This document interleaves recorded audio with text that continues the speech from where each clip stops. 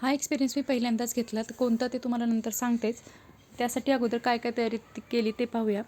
तर सकाळी सकाळी मी आज इथं जेवणात जास्त भूक नव्हती म्हणून मी मसाले भातच बनवला होता आणि जेवण वगैरे झाल्यानंतर मग भांडे वगैरे हे सर्व आवरून घेतलं, किचन ओटा वगैरे, आणि त्यानंतर डोनट्स वगैरे बनवून घेतले.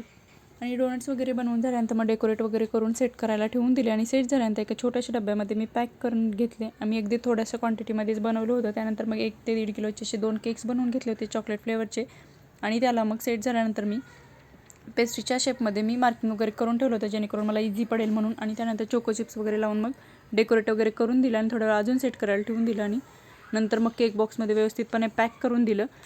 आणि हे सगळं सामान मग व्यवस्थितपणे एका बॅगमध्ये भरून घेतलं. तर ही सगळी तयारी कशाची आहे, तर आमच्या इथे श्री गजानन ज्वेलर्स आहेत, त्यांनी जे होम बिझनेस करतात त्यांच्यासाठी अशी स्टॉलची अरेंजमेंट केली होती त्यांच्या कार्यक्रमामध्ये. तर तिथंच माझं स्टॉल पण मी लावणार होते. त्यासाठी थोड्याशा क्वांटिटीमध्ये मी घेतलं होतं. बऱ्याच जणींनी त्यांचे बिझनेसचं